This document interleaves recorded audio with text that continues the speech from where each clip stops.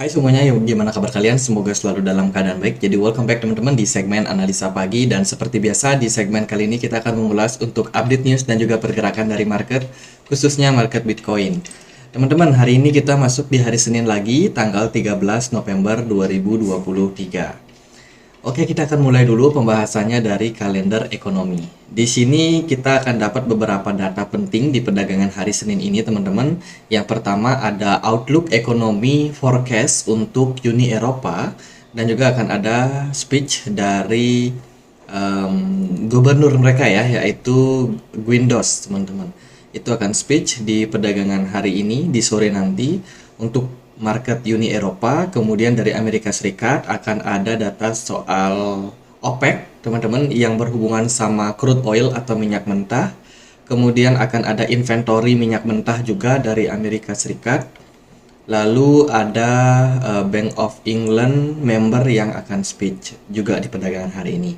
Biasanya market di hari Senin itu akan diawali sama volatilitas dari market. Market-market Asia, New Zealand, Australia itu akan mulai bergerak teman-teman di pagi hari, dan biasanya market cukup volatile ya. Jadi siap-siap aja mungkin di market kripto akan ada kenaikan atau penurunan yang lumayan ekstrim sampai kira-kira nanti menjelang malam pembukaan market Amerika.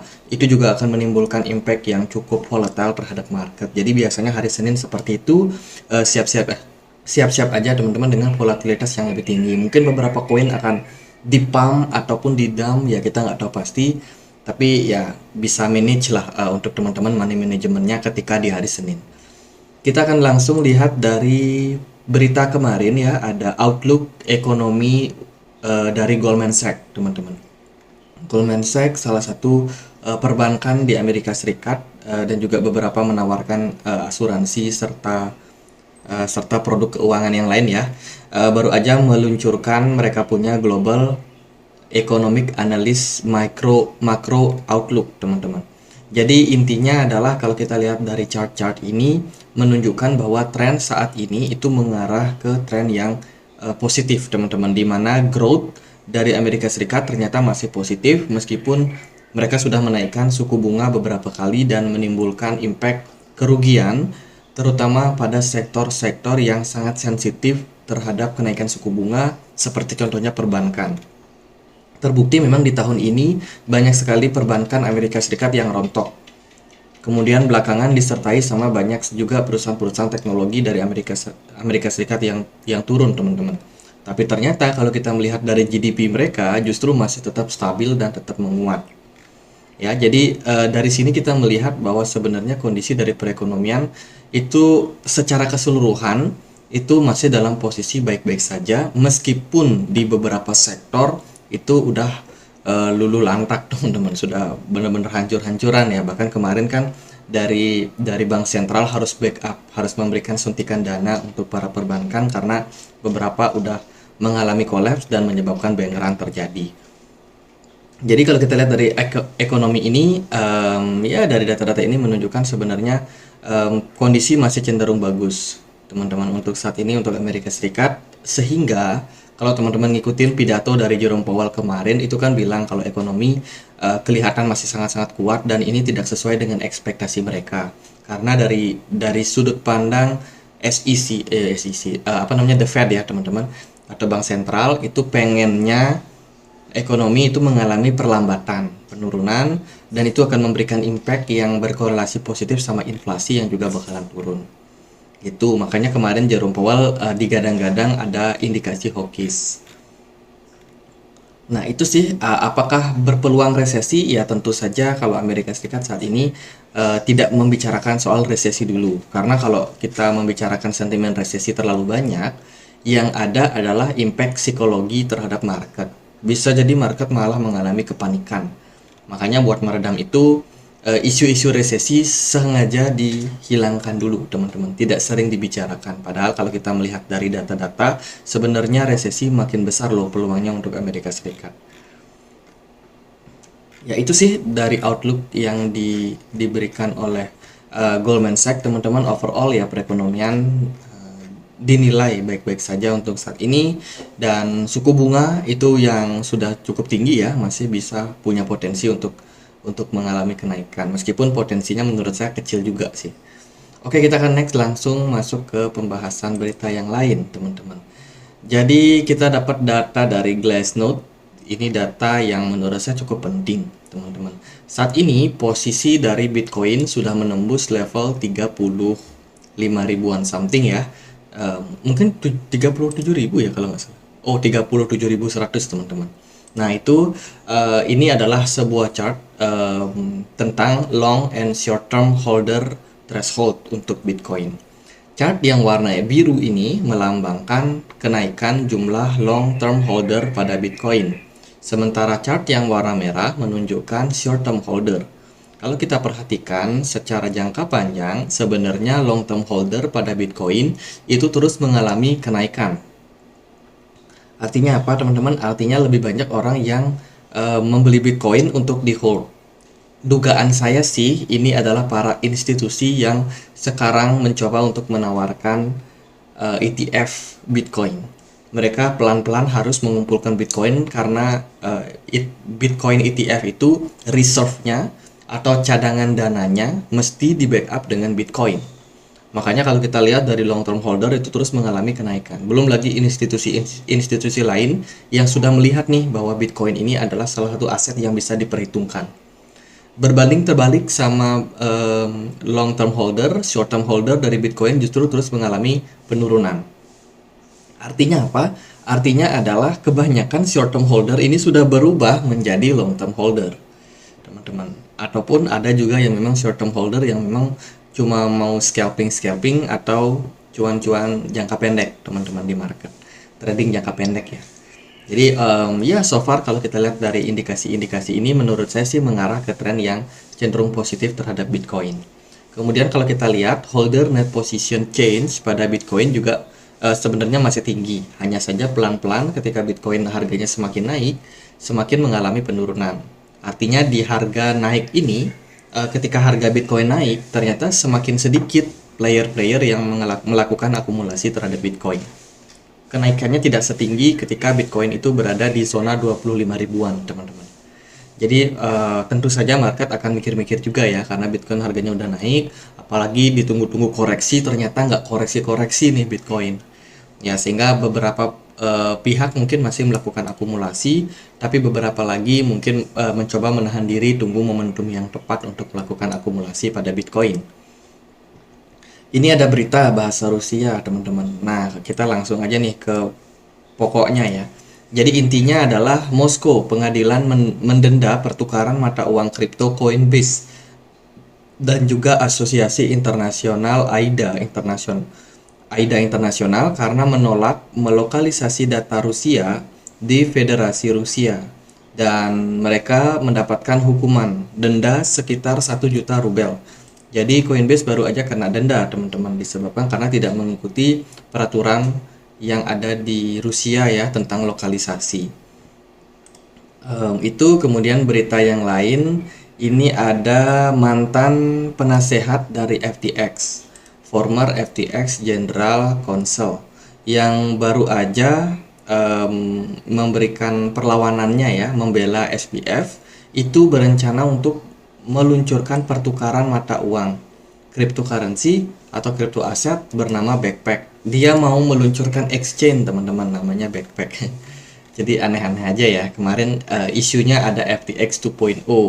Sampai sekarang ya simpang siur kabarnya. Terus ini lagi mantan penasehat FTX itu pengen meluncurin bursa kripto namanya Backpack. Jadi gimana orang bisa percaya gitu loh, teman-teman. Ini udah nama baiknya udah tercoreng ya. Mau bikin exchange lagi ya siapa yang mau percaya. Ya itulah, teman-teman, yang namanya di market. Kemudian ini adalah data yang mendukung nih. Tadi kan kita bilang nih statement dari bank-bank Amerika Serikat itu sekarang sudah mengalami penurunan. Kalau kita lihat dari harga sahamnya terus jeblok, teman-teman, di tahun 2023 ini. Dan ini berbanding terbalik sama posisi yang terjadi pada tahun 1941. Jadi secara keseluruhan nih rata-rata bank dan juga S&P 500 terus mengalami penurunan. Ini menunjukkan bahwa ya kerugian demi kerugian terus mereka hadapi, sehingga ya harga sahamnya juga cenderung drop, teman-teman. Kemudian buat teman-teman yang mungkin bingung nih, wah ini kita kripto kok naik terus ya, Bitcoin sudah bertahan di 37.000, kok nggak koreksi-koreksi, bahkan beberapa altcoin justru mengalami kenaikan. Nah, ada beberapa altcoin yang di sini direkomendasikan oleh koin Telegraph, teman-teman. Ini terserah sih teman-teman, boleh jadikan pertimbangan atau enggak. Yang pertama ada VeChain atau VET, kemudian juga ada IMX, Immutable X, terus juga ada GRT atau The Grab, dan juga Algorand. Ini berpotensi dalam tren bullish. Bisa banget teman-teman pantau. Kalau kita lihat dari analisnya, Bitcoin overall sudah bergerak di atas. Terlalu ini indikator apa ya? Ini dia di atas EMA, teman-teman. Tapi kayak kurang jelas. Nah, ini EMA 20 dilambangkan dengan garis biru, dan kalau kita lihat dari trennya, Bitcoin benar-benar dalam posisi yang cukup impulsif. Dia mengungguli jauh SMA 50-nya yang berada di poin kisaran 30.700. Jadi indikasinya adalah posisi Bitcoin sekarang itu sudah dalam tren bullish. Sudah dalam tren bullish dalam jangka waktu pendek. Ini kayaknya pakai time frame daily ya. Nah, dilihat dari RSI juga sebenarnya kita sudah dalam posisi overbought atau jenuh beli, teman-teman. Nah, meskipun begitu, sebenarnya ada beberapa koin yang juga masih cukup potensial. Salah satunya adalah VeChain yang masih dalam tren bullish, teman-teman, dan juga kemarin sempat membuat koreksi ya. Namun koreksi yang tercipta sepertinya hanya kecil saja, dan trennya sekarang udah mulai mengarah ke tren uptrend kembali, teman-teman. Mungkin akan ada koreksi jangka pendek juga. Selain itu, kalau kita lihat juga Immutable X juga bergerak cukup impulsif. Ya, dalam perdagangan beberapa hari terakhir sudah naik lumayan signifikan. Ini juga bisa teman-teman pantau. Satu lagi, dua lagi ya. Itu ada The Grab. The Grab ini token yang saya hold juga, teman-teman. Kebetulan saya hold dan udah lumayan cuan sih. Saya happy aja di The Grab. Masih saya hold, dan 2024 mungkin baru kita akan coba untuk planningkan untuk taking profit. So far trennya bullish dan menurut saya bagus banget. Semoga pas koreksi yang terjadi kemarin, pasca kenaikan yang lumayan ekstrim itu, bisa dimanfaatkan untuk akumulasi lebih besar pada GRT. Kemudian Algorand ini belum naik banyak, teman-teman. Algorand masih bisa teman-teman pantau. Overall masih dalam tren bullish, meskipun masih kalah jauh ya kalau kita compare sama koin-koin lain. Algorand masih cukup tertinggal dan masih cenderung murah. Itu sih, tapi tetap disclaimer teman-teman, video ini bukan sebenarnya ajakan buat teman-teman membeli. Hanya saja teman-teman yang mungkin udah bingung nih mau akumulasi apa, bisa pertimbangkan koin-koin tersebut. Oke, next teman-teman, di sini aku coba untuk mengulik nih, sebenarnya project-project game saat ini tuh diadopsi betul nggak sih sama project-project blockchain? Apakah kita itu sebenarnya bisa mengintegrasikan blockchain sama apa namanya dunia gaming? Nah, di sini aku udah dapat beberapa tulisan ya. Ini dari Medium, teman-teman. Dari Medium aku dapat beberapa indikasi bagus tentang ekosistem game yang sudah running di beberapa blockchain. Salah satunya ya Polkadot. Kemudian ini ya, teman-teman, kalau kita lihat dari beritanya, Polkadot ini punya salah satu sektor atau apa ya namanya, sektor atau section di bidang gaming, teman-teman. Jadi programmer mereka ada yang khusus, mereka kasih nama di sektor Arjuna Network. Arjuna Network ini berfokus sama gaming sama NFT, dan ternyata diam-diam dari Polkadot sendiri sudah menggait beberapa perusahaan besar ya yang integrasi dengan project Web3 gaming mereka. Dan kalau kita lihat dari perusahaan tersebut, nah ini ya teman-teman, mereka udah kerjasama dengan beberapa perusahaan seperti Battlemogs, kemudian Stardust Collins, dan game-game yang lain, Dot4 Gravity. Ya, ini adalah gaming atau game yang diluncurkan oleh perusahaan Unity sama Unreal Engine, Unreal Game, teman-teman. Ini pasti buat pencinta gaming itu adalah salah satu game yang udah nggak asing ya, teman-teman. Nah, Unity sama Unreal ini dia kerjasamanya sama Polkadot melalui Arjuna Network. Jadi dari sini kita melihat nih ada sebuah adopsi yang luar biasa dari blockchain ya, teknologi blockchain terhadap gaming. Kedepannya mungkin semuanya akan masuk ke blockchain, teman-teman. Perkembangan Web 2 berubah menjadi Web 3. Web 2 kan apa-apa serba centralized. Web 3 itu apa-apa serba decentralized. Dengan begitu semua data akan sangat-sangat transparan. Mungkin sensasi bermain game juga bakalan lebih menantang kembali, lebih transparan, tentunya itu bagus, teman-teman. Ya, mengarah tentunya ke metaverse. Mungkin sentimen metaverse ini masih bakalan menarik ya buat kedepannya. Jadi untuk sekarang lagi progres banget Polkadot sama Kusama. Mungkin ke depan kalau ada sentimen soal gaming, dua project ini kemungkinan akan mendapatkan sentimen yang positif juga. Jadi boleh banget dipantau Kusama sama Polkadot. Oke, itu mungkin dari beberapa data yang kita bisa sampaikan. Mari kita cek sekarang gimana pergerakan dari market, khususnya market Bitcoin. Overall di perdagangan weekend kemarin, teman-teman, kita sempat nih membuat koreksi ya pada Bitcoin. Ternyata setelah saya cek closing time frame daily pada Bitcoin itu tidak menunjukkan sama sekali sinyal berbalik arah pada Bitcoin.